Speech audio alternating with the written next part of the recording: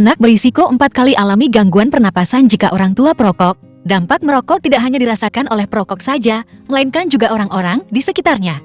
Anak yang hidup dengan orang tua atau anggota keluarga perokok berisiko 4 kali lebih besar mengalami gangguan pernapasan ketimbang anak yang tidak tinggal dengan perokok. Hal ini disampaikan dokter spesialis anak RSCM Dr. Direnastiti Kaswandini, SPAK. Anak yang hidup dengan perokok itu 4 kali lebih tinggi kemungkinan untuk masuk rumah sakit karena gangguan pernapasan dibandingkan anak yang tidak tinggal dengan perokok. Jadi itu patut menjadi perhatian, ujar Nastiti, Kamis 4 Mei, dilansir Antara. Anak yang tinggal dengan orang tua perokok, kata Nastiti, bisa disebut sebagai third-hand smoker.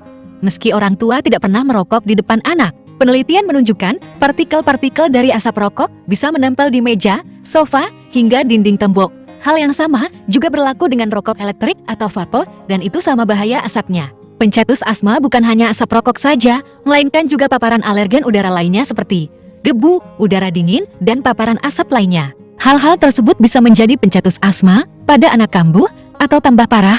Sebetulnya masih banyak asap-asap yang lain yang juga bisa mencetuskan serangan. Seperti asap kendaraan bermotor ketika memanaskan mobil atau motor asapnya masuk ke dalam rumah, itu bisa menjadi pencetus. Kemudian, asap masakan yang bisa sangat iritatif, misalnya membuat masakan yang sangat tajam aromanya dan menusuk hidung, misalnya menumis sambal.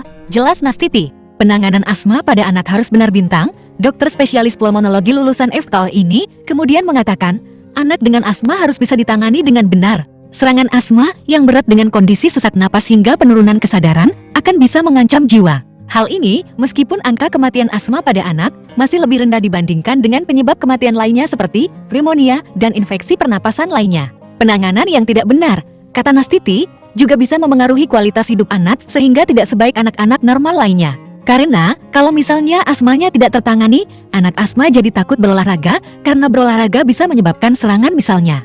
Dia takut beraktivitas dengan leluasa, kemudian dia juga sering mengalami gangguan tidur ketika serangan asma terjadi pada malam hari. Itu adalah hal-hal yang seringkali membuat kualitas hidup anak dengan asma terganggu.